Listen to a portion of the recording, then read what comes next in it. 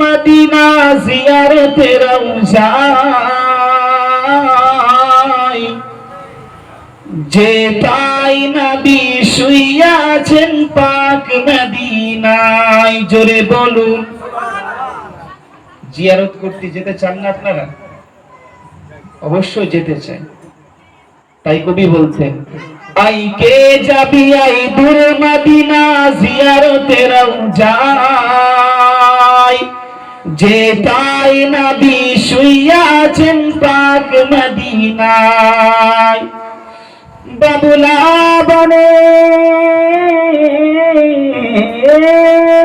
বাবুলা বনের দারে দারে বকরি চড়াতে, বাবুলা বনের দারে দারে বকরি চড়াতে।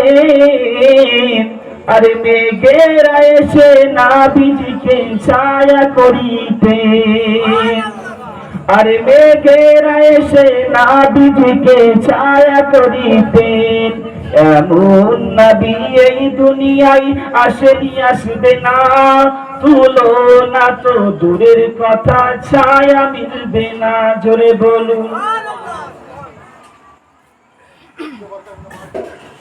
আলহামদুলিল্লাহ। আলহামদুলিল্লাহ, যাবতীয় প্রশংসা সেই মহান করুণাময় রব্বুল আলামিনের জন্য, যিনি এক এবং অদ্বিতীয়, ওয়াহদাহু লা শারীক।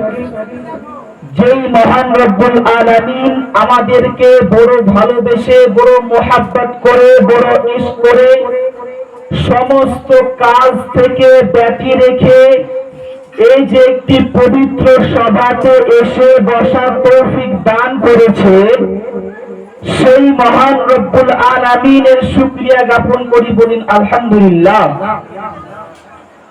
তারপরে পরে আপনার নবী, আমার নবী, সারা বিশ্বের নবী, কুল কায়নাতের নবী, আখির জামানার পয়গম্বর, আদম নবীর নবী, ঈসা নবীর নবী, মুসা নবীর নবী, এক কথায় 18,000 মাখলুকাতের নবী। আল্লাহর রাসূলের একটি স্পষ্ট হাদিস রয়েছে, হাদিসে কুদসি, লাউলাকা লামা খালাকতুল আফলাক।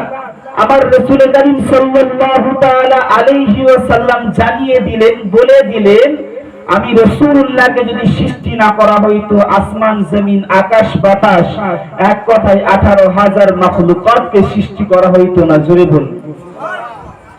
সেই নবীর প্রতি সকলে মিলে উচ্চ স্বরে ভক্তি করে উচ্চ আওয়াজে বলুন আল্লাহুম্মা আমিন।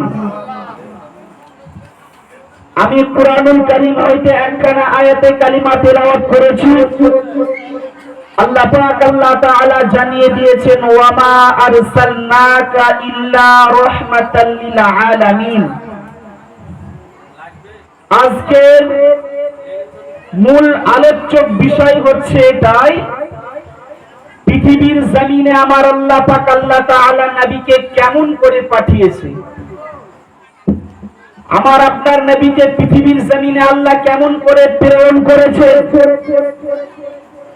তাই আমার আল্লাহ পাক আল্লাহ তাআলা কুরআনুল কারীমের ভিতরে ইরশাদ করে জানিয়ে দিলেন, পৃথিবীর জমিনে আমার আল্লাহ পাক আল্লাহ তাআলা একজন নবী পাঠিয়েছেন, একজন রাসূল পাঠিয়েছেন, একজন পয়গম্বর পাঠিয়েছেন, দোজাহারের সরদার পাঠিয়েছেন। তিনাকে শুধু নবী করে পাঠানো হয়নি, তিনাকে শুধু পয়গম্বর করে পাঠানো হয়নি, তিনাকে শুধু রাসূল করে পাঠানো হয়নি, তিনাকে শুধু হাবিবুল্লাহ করে পাঠানো হয়নি, তিনাকে পৃথিবীর জমিনে রহমতের ভান্ডার করে পাঠিয়েছেন। জোরে বলুন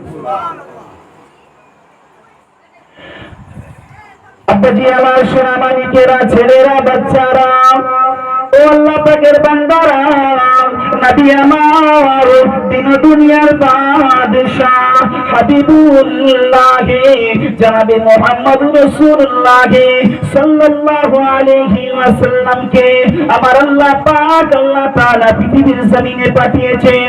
শুধু নবী করে পাঠায়নি, আমার আল্লাহ পাক আল্লাহ তাআলা আমার নবীকে স্বয়ং রাহমাতুল লিল আলামিন করে পাঠিয়েছেন। জোরে বলুন আমার আল্লাহ পাক আল্লাহ তাআলা আমার আপনার প্যারা নবীকে নামাজের জন্য রহমত করে পাঠিয়েছেন। আমার আপনার প্যারা নবীকে গাছের জন্য রহমত করে পাঠিয়েছেন। আমার আপনার প্যারা নবীকে পৃথিবীর সমস্ত জায়গার জন্য রহমত করে পাঠিয়েছেন। এ নওজওয়ানেরা রেখে দিন, গভীর রাতে ছুটি রাতে জেনে রেখে দিন, আল্লাহর নবী দয়ার নবী নূর নবী হাবিবুল্লাহকে আমার আল্লাহ শুধু মুমিনদের জন্য রহমত করে নাই, শুধু মুসলমানদের জন্য রহমত করে নাই।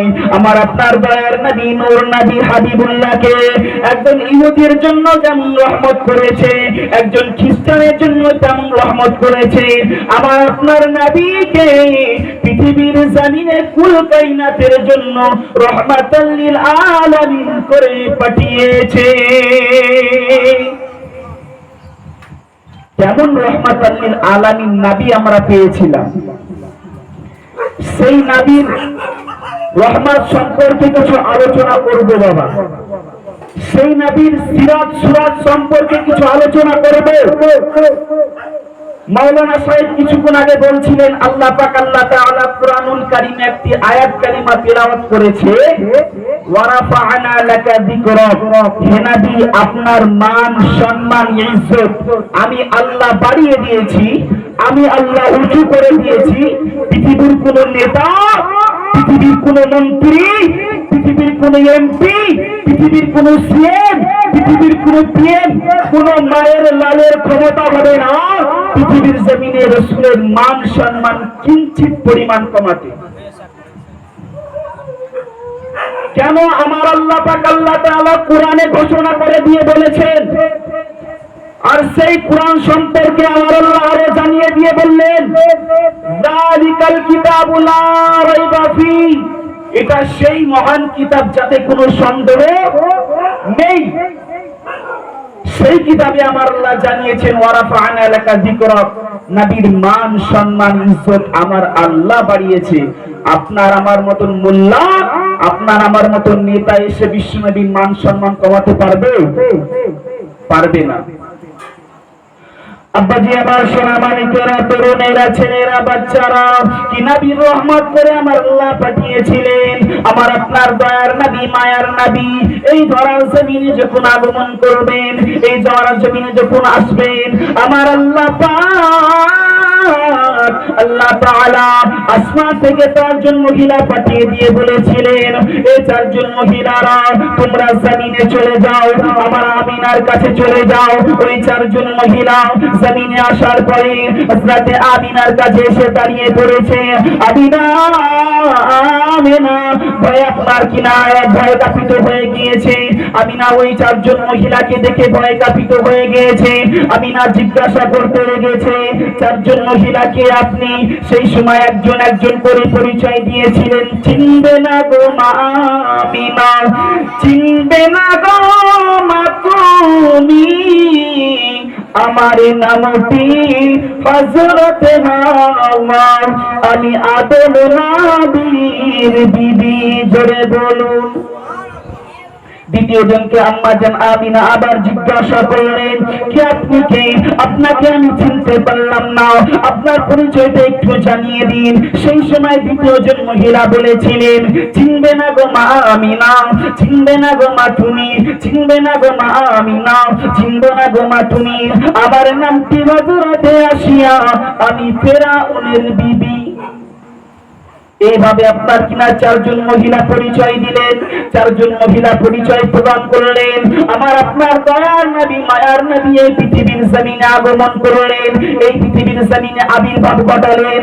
আমার আপনার দয়ার নবী যখন এই পৃথিবীর জমিনে আসলেন, আম্মা আমিনা মুখের দিকে চাইয়া পানি তাকায় আর কান্না করে আল্লাহ পাক আল্লাহ তাআলা, আর যদি আমার স্বামী আব্দুল্লাহ পৃথিবীর জমিনে বেঁচে থাকতো, আর যদি আমার আমার স্বামী আব্দুল্লাহ পৃথিবীর জমিনে বেঁচে থাকতো আমার মুহাম্মাদের মুখখানের দিকে তাকাতো, আবার মুহাম্মাদের মুখের দিকে একবার নজর করতো, আমার স্বামী আব্দুল্লাহর মনটি ঠান্ডা হয়ে যেত, আমার স্বামী আব্দুল্লাহর কলিজাটি ঠান্ডা হয়ে যেত। কি সোনার চাঁদ, কি সোনার মানিক আমার আল্লাহ ধরাতে পাঠিয়েছিলেন। আমার আপনার দয়ার নবী মায়ার নবী যখন এই পৃথিবীর জমিনে আগমন করলেন, এই পৃথিবীর জমিনে আবির্ভাব ঘটালেন, এই পৃথিবীতে আসার পরে সর্বপ্রথমে তিনার আম্মা হযরতে আমিনা রাদিয়াল্লাহু তাআলা আনহার দুধ পান করেছিলেন। কেমন রহমতের নবী ছিলেন এই কথাটি আপনাদেরকে বোঝাবো আজকে। আমার আপনার দয়ার নবী পৃথিবীর জমিনে আগমন করার পরে তিনার মা আম্মা আমিনা দুধ পান করার কয়েকদিন পরে আবু লাহাবের বাদী সুয়াইবার দুধ পান করেছিলেন। একবার জোরে বলুন। এরপর আম্মা জান হালিমার ঘরে নেওয়া হয়েছিল। আরবের সম্ভ্রান্ত পরিবারের নিয়ম ছিল বা প্রথা ছিল, মক্কার শিশুদেরকে পার্শ্ববর্তী অঞ্চলে বা এলাকায় দুধ পানকারী মহিলাদেরকে শ্রাবণ করা হতো বা দেওয়া হতো। সেই সময় আরবের নিয়ম ছিল এটা। সেই জন্য আরবের পার্শ্ববর্তী এলাকার মহিলারা, মায়েরা, নারীরা আপনার কিনা শিশু সন্তান সংগ্রহ করার জন্য মক্কা শরীফে আসতেন। আব্বাজি আমার সোনা মালিকেরা, আল্লাহর বান্দারা, ও নবী পাকের উম্মতিরা শুনে রেখে দিন। সেই সময় আম্মা জান হালিমাতুস সাদিয়া বর্ণনা করেন, আম্মা জান হালিমাতুস সাদিয়া বর্ণনা করে জানিয়ে দেন, আমি তায়েফ হতে বনি সাদের মহিলাদের সঙ্গে এক দুর্গপশু শিশুর খোঁজে মক্কায় আসি। ওই বছর তায়েফে দুর্ভিক্ষ ছিল, আমার কোলে একটি শিশু ছিল, কিন্তু আমার দুধের স্বল্পতার কারণে সেই আমার কোলে শিশুটা তেমন পরিমাণে দুধ আমার পেত না। আম্মা হালিমা বর্ণনা করছেন, আমার কোলে একটি শিশু ছিল, সেই শিশুটা আমার দুধ শূন্যতার কারণে সেই শিশুটা দুধ খেতে পেত না, আর না খাওয়ার কারণে পেটে ক্ষুধা থাকতো, সে সারা রাত চিৎকার করে কান্নাকাটি করত। আব্বাজি আমার সোনা মানিকের আম্মা হালিমা আরো বর্ণনা করেন, আমার আপনার দয়ার নবী মায়ের নবী নূর নবী হাবিবুল্লাহ জনাবে মুহাম্মদুর রাসূলুল্লাহ সাল্লাল্লাহু আলাইহি ওয়াসাল্লাম হুজুর আমার আরো আম্মা জান হালিমা আরো বর্ণনা করেন, আমার স্তনে দুধ ছিল না, সেই কারণে আমার বাচ্চা খেতে পেত না, সে সারা রাত চিৎকার করতো আম্মা আম্মা বলে, সে সারা রাত কান্না করতো আম্মা আম্মা বলে। আমি মা হয়ে সহ্য করতে পারতাম না, আমি মা হয়ে সারা রাত জেগে জেগে কাটাতাম, আমি মা হয়ে সারা রাত বসে বসে কাটাতাম। আমি একটা উটনি এনেছিলাম, সেই উটনিরও তেমন পরিমাণে দুধ ছিল না, আমি যেই কাটার উপর আপনার কিনা যে খচ্চরের উপর আরোহণ করেছিলাম, সেই খচ্চর তেমন পরিমাণে চলতে সক্ষম ছিল না। সাথীরা সেই জন্য আমার সঙ্গে উক্তি করত, আমাকে বকাবকি করত, ও বোন হালিমা, ও বোন হালিমা, কি খচ্চর এনেছো বোন, কি খচ্চর এনেছো, তোমার খচ্চর তো চলতে সক্ষম নয়। আমরা আগে আগে চলে গেলাম, আম্মা হামিনা আম্মা হালিমা আপনার কিনা আস্তে আস্তে পিছনে পিছনে আসতে লাগলেন। আম্মা হামিনা অতিমধ্যে অতি কষ্ট ত্যাগ করে আম্মা হালিমা মক্কাতুল মুনাওয়ারায় পৌঁছে গেলেন। জোরে বলুন। সমস্ত কষ্ট ত্যাগ করে আম্মা হালিমাতুস সাদিয়া মক্কার জমিনে পৌঁছে গেলেন।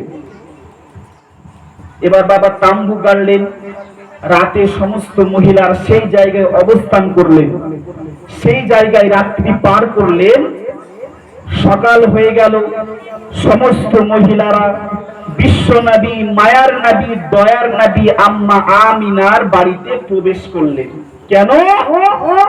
সন্তান সংগ্রহ করতে তারা এসেছে, পার্শ্ববর্তী অঞ্চল বা এলাকা থেকে তারা এসেছে সন্তান নিয়ে দুধ পান করাবে, তার বিনিময়ে কি হবে? তার বিনিময়ে কিছু পয়সা পাওয়া যাবে, কিছু পারিশ্রমিক পাওয়া যাবে। এই জন্য আম্মা হালিমাও ওদের পিছনে পিছনে বিশ্বনবীর বাড়িতে প্রবেশ করলেন। জোরে বলুন। আব্বাজি আমার সোনা মানিকেরা, তরুণেরা, ছেলেরা, বাচ্চারা, ও পর্দানশীনা মা ও বোনেরা, সমস্ত মহিলারা এতিম নবী মুহাম্মদ সাল্লাল্লাহু আলাইহি ওয়াসাল্লামকে কোলে নিয়ে আদর করে চুমো দিয়ে সমস্ত মহিলারা মুহাম্মদ সাল্লাল্লাহু আলাইহি ওয়াসাল্লামকে এতিম বলে ফিরিয়ে দিল। কেউ নিল না। আম্মা হালিমা সাদিয়া সর্বপ্রথমে ফিরিয়ে দিলেন। সমস্ত মহিলারা বিশ্বনবী দয়ার নবী দয়ার নবীর গাল মোবারকে চুম্মা দিয়ে সবাই আপনার কিনা ওখান থেকে চলে গেলেন। এতিম বলে কেউ নিল না, গরিব বলে কেউ নিল না, এতিম মোহাম্মদ বলে কেউ নিতে চাইল না। সমস্ত মহিলারা পার্শ্ববর্তী বাড়িতে গিয়ে সন্তান সংগ্রহ করলো। কিন্তু আম্মা জান হালিমাতুস সাদিয়ার দুধের স্বল্পতার কারণে, দুধ না থাকার কারণে আম্মা জান হালিমাতুস সাদিয়াকে কেউ সন্তান প্রদান করতে চাইল না। আম্মা হালিমার দুধের স্বল্পতার কারণে কেউ তাকে সন্তান প্রদান করতে চাইল না। বাবা, আম্মা হালিমার মনটি খারাপ হয়ে গিয়েছে। চিন্তা করছে, আল্লাহ এতিম শিশু মোহাম্মদকে তো ফিরিয়ে দিলাম, এখন যদি আবার বাড়িতে প্রবেশ করে এতিম শিশু মোহাম্মদকে নিয়ে আসি, হয়তো তার আম্মু আমাকে সন্তানটা দিবে না। কেন দেবে না? এতিম শিশু মোহাম্মদকে প্রথমে এতিম বলে আমি হালিমাতুস সাদিয়া ধরিয়ে দিয়েছি, নিতে চাইনি, আমি অবহেলা করেছি। তাও চিন্তা ভাবনা করে স্বামীর কাছে আপনার কিনা পারমিশন নিয়ে, স্বামীর কাছে অনুমতি নিয়ে আম্মা হালিমা স্বামীর কাছে হুকুম নিয়ে, অর্ডার নিয়ে বিশ্বনবী মায়ার নবীর বাড়িতে প্রবেশ করলেন। একবার জোরে বলুন সুবহানাল্লাহ। আব্বাজি আমার সোনা মালিকেরা, আম্মা হালিমাতুস সাদিয়া বিশ্বনবীর বাড়িতে প্রবেশ করলেন। আম্মা আমিনাকে সালাম দিলেন, আম্মা আমিনাকে সালাম দিলেন। আম্মা আমিনা সালামের উত্তর কানা দিয়ে বললেন, ও বোন হালিমা, তুমি তো আমার মুহাম্মদকে ফিরিয়ে দিলে, আবার কেন আমার কাছে এসেছো? সেই সময় আম্মা হালিমা বলেছিলেন, ও বাবুজান হালিমা, ও বাবুজান হালিমা, আমার দুধের স্বল্পতার কারণে কেউ আমাকে শিশু প্রদান করতে চাইল না, কেউ আমাকে শিশু দেওয়ার উপযুক্ত মনে করল না। ও আম্মা হাগো, আপনি বাবুজান আমিনা, আপনি আপনার সন্তানটা আমাকে প্রদান করুন।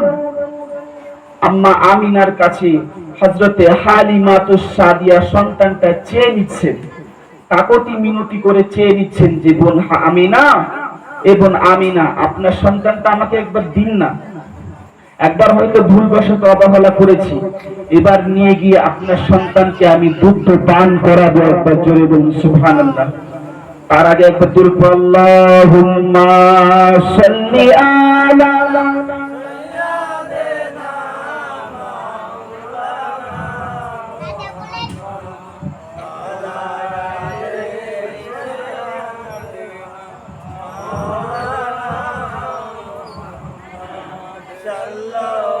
আজ দেখি নমুনা,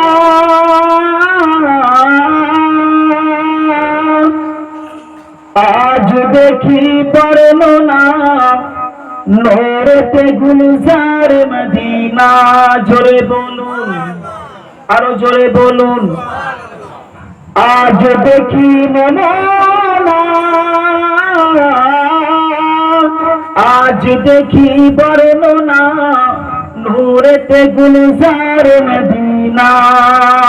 জোরে বলুন। মদিনার মাটি যত দেখি সে তো চাঁদের মতো, মদিনার মাটি যত দেখি সে তো চাঁদের মতো। কত গাজি গাজি যাই সেখানে আমার যাওয়া হলো না, নূরেতে গুলজার মদিনা। জোরে বলুন। আজ দেখি নমুনা, আজ শুনি বর্ণনা নূরেতে গুলজার মদিনা আল্লাহুম্মা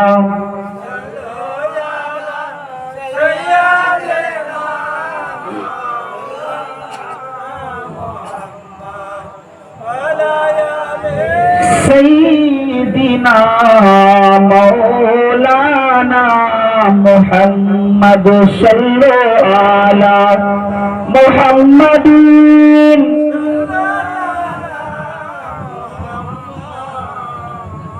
हरदम साबा पाक नामी मोहम्मद हरदम साबा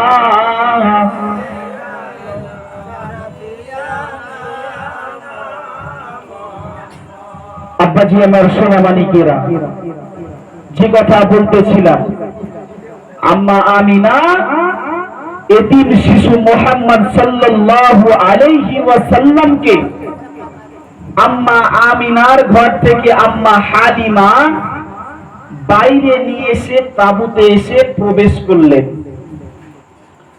তাঁবুতে এসে প্রবেশ করার সঙ্গে সঙ্গে আম্মা হালিমা দেখতে পেলেন তিনার দুধ শূন্য স্তন দুধে পরিপূর্ণ হয়ে গিয়েছে। একবার জোরে বলুন। আম্মা জান হালিমা তিনার দুই সন্তান, এক সন্তান মুহাম্মদ সাল্লাল্লাহু আলাইহি ওয়াসাল্লাম, অপর সন্তান আব্দুল্লাহকে নিজের স্তনের দুধ পান করাতে আরম্ভ করলেন। আম্মা জান হালিমা যখন দুই সন্তানকে দুধ পান করাতে আরম্ভ করলেন, সেই সময় দেখা গেল এমন পরিমাণে দুধ নির্গত হলো যে, এমন পরিমাণে দুধের হার বেড়ে গেল যে দুই ভাইয়ের তৃপ্তির সঙ্গে আনন্দের সহিত দুধ পান করে ঘুমিয়ে পড়লেন। জোরে বলুন। কেমন মায়ার নবী আমরা পেয়েছিলাম, কেমন রহমতের নবী পেয়েছিলাম। যখন আম্মা হালিমাতুস সাদিয়ার কোলে এতিম মুহাম্মদ আসে নাই, তখন তিনার দুধ শূন্য হয়ে পড়েছিল। আর কেবলমাত্র মুহাম্মদুর রাসূলুল্লাহ সাল্লাল্লাহু আলাইহি ওয়াসাল্লামকে নিয়ে তাঁবুতে প্রবেশ করেছেন আর দুধে পরিপূর্ণ হয়ে গিয়েছে। একবার জোরে বলুন। আব্বাজি আমার সোনা মালিকেরা, তরুণেরা, ছেলেরা, বাচ্চারা, ও আল্লাহ পাকের বান্দারা, ও নবী পাকের উম্মতি নাতিনীরা, কান কানা করে শুনে রেখে দিন। আম্মা হালিমাতুস সাদিয়া রাদিয়াল্লাহু তাআলা আনহা আপনার কিনা তাঁবুতে এসে আম্মা হালিমা দুই সন্তানকে আরামের সহিত তৃপ্তির সহিত দুধ পান করালেন। দুই সন্তান আরামের সহিত তৃপ্তির সহিত ঘুমিয়ে পড়লেন। আম্মা আমিনা আরো বর্ণনা করেন, আমি যে উটনিটা এনেছিলাম, আমি হালিমাতুস সাদিয়া যে উটনিটা এনেছিলাম, সেই উটনির দুধ ছিল না, সেই উটনির দুধ শূন্য হয়ে পড়েছিল। আমি আম্মা হালিমা দেখতে পেলাম, সেই সময় সেই উটনিরও দুধ পরিপূর্ণ হয়ে গিয়েছিল। আমি আম্মা হালিমা দেখতে পেলাম যে উটনির দুধ ছিল না, সেই উটনিরও দুধে পরিপূর্ণ হয়ে গিয়েছে। কেমন রহমত আমার আল্লাহ প্রদান করেছিলেন এই পৃথিবীর জমিনে, কেমন রহমাতাল লিল আলামিন নবীকে এই ধরার মাঝে পাঠিয়েছিলেন। আমার আল্লাহ পাক আল্লাহ তাআলা ঘোষণা করে বলে দিয়েছিলেন, এই পৃথিবীর পয়গম্বরেরা তোমরা শুনে রেখে দাও, তোমরা জেনে রেখে দাও, আমি আল্লাহ যাতে রাজি, আমার আদম নবী তাতে রাজি, আমি আল্লাহ যাতে রাজি, আমার মুসা নবী তাতে রাজি, আমি আল্লাহ যাতে রাজি, আমার ইব্রাহিম পয়গম্বর তাতে রাজি, আমি আল্লাহ যাতে রাজি, আমার সমস্ত নবী তাতে রাজি, কিন্তু আমার হাবিবুল্লাহ যাতে রাজি, স্বয়ং আমি আল্লাহ তাতে রাজি। আল্লাহ কি বললেন বাবা, আমার ইব্রাহিম নবী যাতে রাজি, আমি আল্লাহ তাতে রাজি নয়। আমার ইব্রাহিম নবী যাতে রাজি, আমি আল্লাহ তাতে রাজি নয়। আমার মুসা নবী যাতে রাজি, আমি আল্লাহ তাতে রাজি নয়। আমি আল্লাহ যাতে রাজি, আমার সমস্ত নবী তাতে রাজি। আর আমার হাবিবুল্লাহ যাতে রাজি, আমি আল্লাহ পাক আল্লাহ তাআলা তাতে রাজি। যে কথা বলতেছিলেন বাবা, এবার আম্মা হালিমাতুস সাদিয়া রাদিয়াল্লাহু তাআলা আনহা এবার তায়েফ থেকে, এবার মক্কা থেকে তায়েফের জমিনে রওনা দিলেন। মানে মক্কা থেকে বিদায় নিয়ে তায়েফের পথে হাঁটতে আরম্ভ করলেন। এর মধ্যে আল্লাহ পাকের আরো একটি খাস রহমত প্রকাশ হতে লেগেছিল। সেই রহমতটা কি? আম্মা হালিমাতুস সাদিয়া যেই খচ্চরের উপর আরোহণ করে এসেছিলেন, সেই খচ্চরটা সর্বপ্রথমে চলতে সক্ষম ছিল না। মুহাম্মাদুর রাসূলুল্লাহ তিনার কোলে থাকার কারণে, তিনার বুকে থাকার কারণে সেই খচ্চরটা এমন পরিমাণে চলতে আরম্ভ করলো, ওর সমাতুল বা ওর সঙ্গে কোন খচ্চর চলতে সক্ষম ছিল না। এটি আল্লাহ পাকের খাস রহমত। আব্বাজি আমার সোনা মানিকেরা সেই সময় স্বামী হারিস আম্মা হালিমাকে বলেছিলেন, ও দিদি হালিমা, ও দিদি হালিমা, কি সন্তান আনলে দিদি, কি সন্তান আনলে দিদি, কি সোনার মানিক আনলে দিদি, কি সোনার চাঁদ আনলে দিদি। আম্মা হালিমা সেই সময় বলেছিলেন, ও আমার স্বামী হারিস, আমি আম্মা হালিমা মোহাম্মদকে ভুলিয়ে দিচ্ছিলাম, মোহাম্মদকে নিতে চাইছিলাম না। হয়তো আমি হালিমা যদি ভুলিয়ে চলে আসতাম, আমি হালিমা যদি মোহাম্মদকে না নিয়ে আসতাম, আমার ভাগ্য হয়তো সুপর্ণ শূন্য হতো না। আম্মা হালিমা দুঃখ প্রকাশ করতে লাগলেন, মুহাম্মদুর রাসূলুল্লাহকে যদি আমি না নিয়ে আসতাম তবে হয়তো আমার ভাগ্য খুলতো না। আম্মা হালিমাতুস সাদিয়া অতি কষ্টে এই ভ্রমণ শেষ করে তায়েফের জমিনে পৌঁছে গেলেন। একবার জোরে বলুন সুবহানাল্লাহ। আব্বাজি আমার সোনা মানিকের আম্মা হালিমা তায়েফের জমিনে পৌঁছে গেলেন। তায়েফের জমিনে পৌঁছে যাওয়ার পরে তিনার ঘরে প্রবেশ করলেন। তিনার ঘরে প্রবেশ করার পরে দেখতে পেলেন তিনার বাড়িতে যে সমস্ত বকরি ছিল, তিনার বাড়িতে যে সমস্ত গাভী ছিল, কোন পশুরই দুধ ছিল না। আম্মা হালিমা দেখতে পেলেন। কিন্তু মক্কা থেকে ফিরার পথে, মক্কা থেকে আসার পর মুহাম্মদুর রাসূলকে নিয়ে আসার কারণে তানার বাড়িতে যত উটনি ছিল, যত আপনার কিনা ছাগল ছিল, সমস্ত উটনি এবং ছাগলের দুধে পরিপূর্ণ হয়ে গিয়েছিল। কি নবীর, কি দয়ার নবী পেয়েছিলাম আমরা, কি মায়ার নবী পেয়েছিলাম আমরা। আম্মা হালিমাতুস সাদিয়া বড় আনন্দিত, বড় উল্লাস প্রকাশ করছে বাবা। আম্মা আমিনা তিনার বাইরে বাড়ির পিছনে একটি খেজুর গাছ ছিল বাবা, কিন্তু ওই খেজুর গাছটা জীর্ণ শীর্ণ মরা ছিল। বিশ্ব নবীর কারণে সেই খেজুর গাছে পাতা গজিয়ে ফল ধরেছিল। একবার জোরে বলুন, কি নবী পেয়েছিলাম আমরা। সেই নবীর উম্মত হয়ে আমরা নবীর শানে গুস্তাখি করছি, নবীর শানে বেয়াদবি করছি। কে বলছে নবী আমাদের মতো, কেউ বলছে নবী লিখতে পড়তে জানতো না, কেউ বলছে নবী তার অক্ষরিক জ্ঞান ছিল না।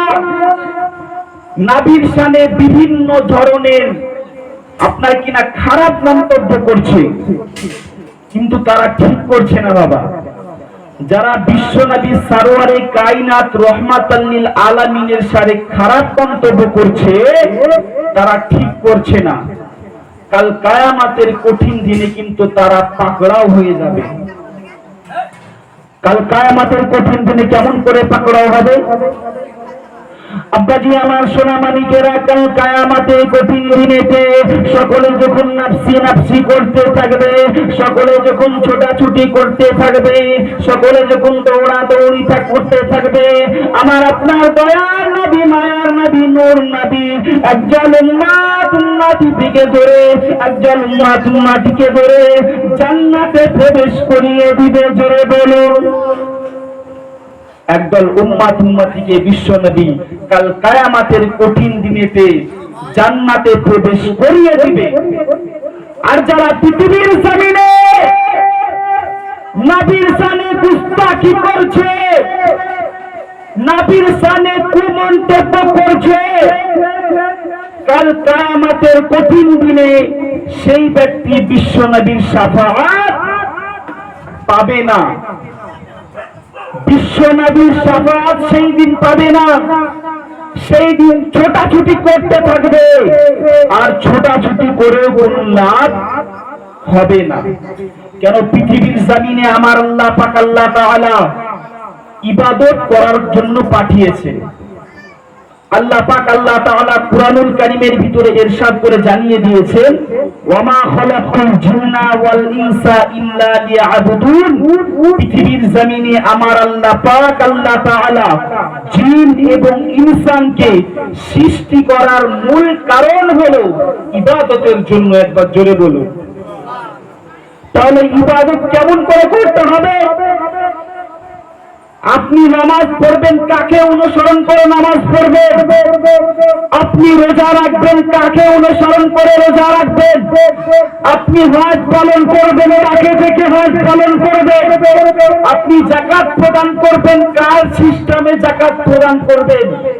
আমার আল্লাহ পাক আল্লাহ তাআলা তাই তো জানিয়ে দিয়ে বললেন, কুল ইন কুনতুম তুহিব্বুনাল্লাহ, হে নবী আপনি বলে দিন, ফাত্তাবিউনি ইউহিব্বুকুমুল্লাহ ওয়া ইয়াগফির লাকুম যুনুবাকুম ওয়াল্লাহু গফুরুর রহিম। একবার জোরে বলুন সুবহানাল্লাহ।